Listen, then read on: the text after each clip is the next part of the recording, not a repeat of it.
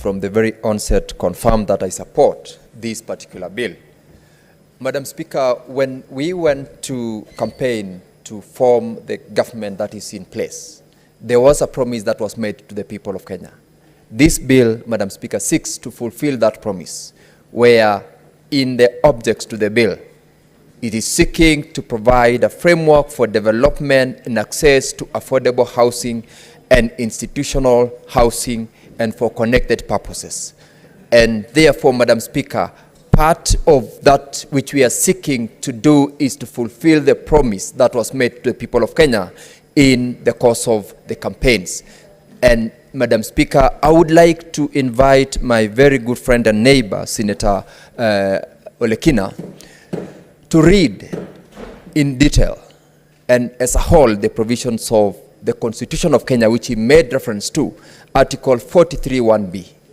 More importantly, Schedule 1, Part 1, Section 20, and Fourth Schedule, Part 2, that gives the role of the National Assembly, of the national government and the county governments. That way, he will be able to appreciate the fact that this bill does not, and I repeat, does not take off the role of any level of government from the other.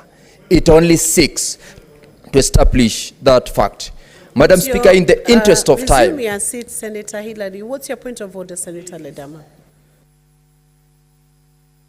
Madam Speaker, I would hate to correct my brother. My point was very clear. National government deals with the issue of policy. But if you look at standing, are you the speakers? Allow him to Please. Finish what if he's saying. If you go to the Constitution, on Schedule 4, I think even Section 18, you will see that housing is a function of county government.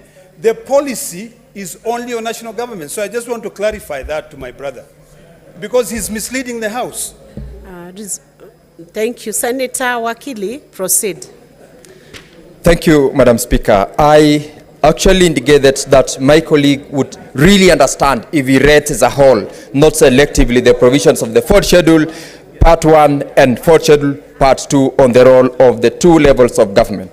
Madam Speaker, in the interest of time, I will specifically go to very critical provisions of this bill, and I would like to applaud the committee and of course the committee that is chaired by the senator from Kiambu on the very specific provision that they've given us under Part 5 of the bill on the eligibility criteria and application procedure for affordable housing, where under Section 39, subsection 3, it provides